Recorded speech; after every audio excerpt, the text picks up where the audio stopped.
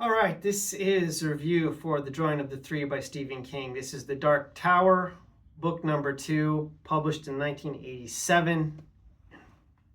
Now, I reviewed The Gunslinger, which was book 1. It was actually more of a discussion. I was talking about the subversion of the Arthurian tropes, or the Arthurian legend. And that stuff interested me. If I could retroactively give book 1 a review, I'd give it like a 3 out of 5. With a tentative recommendation, because it was so different from anything else by Stephen King that even though I didn't love it, I thought the book was a bit of a mess. At least I found it interesting, but this book, man, this is like the total opposite for me. This is going to be like a 2 out of 5, and I could not recommend this. This is a big thumbs down. This is just ugh.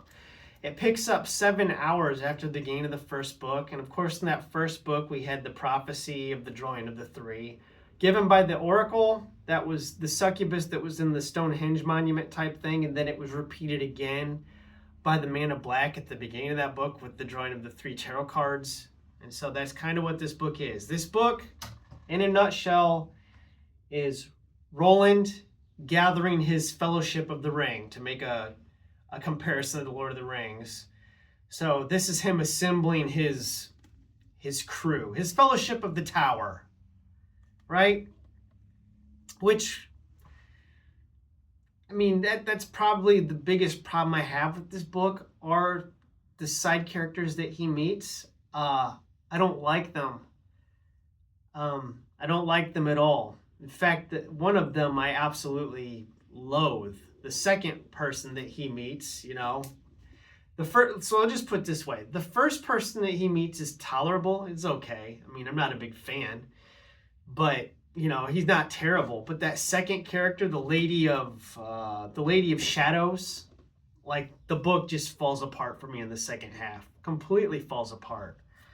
So this book's about 400. Well, I think it's exactly 400 pages. At least this copy here is. So right around, where does that section begin? I'd say right around the halfway point of this book, right? The book just starts to fall to pieces. I lost enjoyment in it. I wasn't having any fun reading this. It turned into a slog. A lot of inane dialogue, like you come to expect from Stephen King. Nonsense, stuff that just, this book's so padded. You could easily cut 30-40% of this book out. It really needs an editor. It's got a lot of just filler, what I call filler in it. It's kind of aimless, wandering. The wonky mechanics of the doors that appear in this book that Roland walks through to leave the wasteland to get into our world. So there's basically 3 doors that take you to 3 different time periods, but they all link to New York City. So like one of them's our time. The first one's our time, 1987, right? And you get the pop culture references to David Lee Roth, to Miami Vice, President Reagan. We have a character whose brother was in Vietnam. So we get the whole Vietnam thing repeated. We get references to heroin and cocaine and what can I say, man? I just didn't care for this. This is supposed to be Stephen King's magnum opus, The Dark Tower. Like everybody rants and raves about this. Says, well, if you don't like his horror books, read The Dark Tower. You'll love it. I don't even know if I want to continue. Now, I'm going to continue because I already picked up The Wasteland from the library at the same time. I got these together because I said, I'll probably read this fast, so just pick them up both at the same time.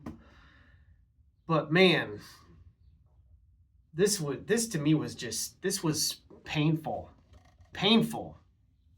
Started fine and then just went downhill.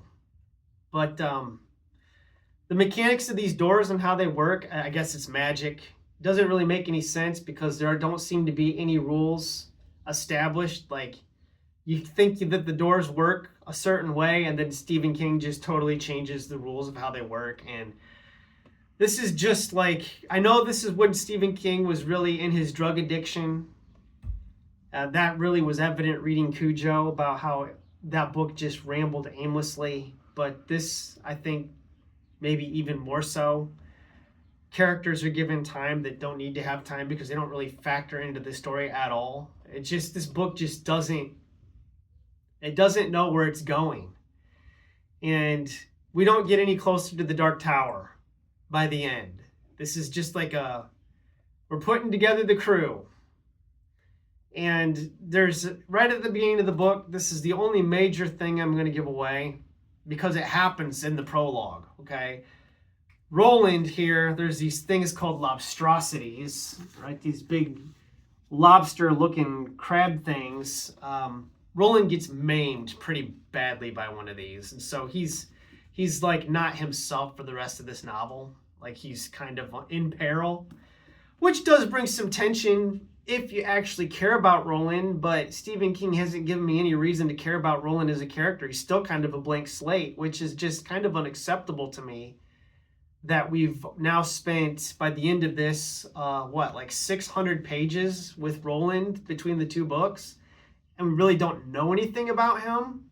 I mean, he's a flat character. He doesn't have any depth. And his characterization, in the first book, he was like a cold-blooded killer.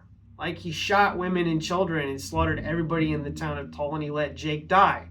And in this book, for some reason, towards the end, he's like worrying about innocent people possibly getting shot in, an exchange of gunfire.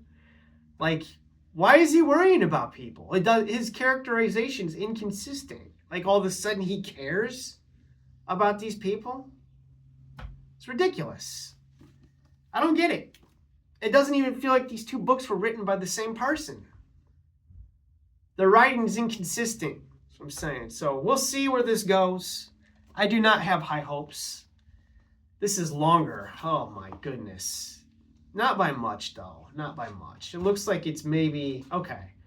So the length, it's only about 22 pages longer. So, I mean, it's a little over 400. This is right around 400. So it's not too much longer than this. If I could get through this, I can suck it up and get through this. But I really hope that this is better than that, because that second book, woof. Anybody that says that book is better than the first one, like, are you out of your mind?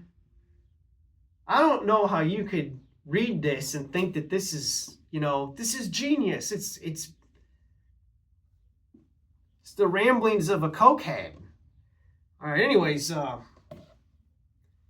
leave your hate-filled comments below. Thanks for watching. Have a wonderful day.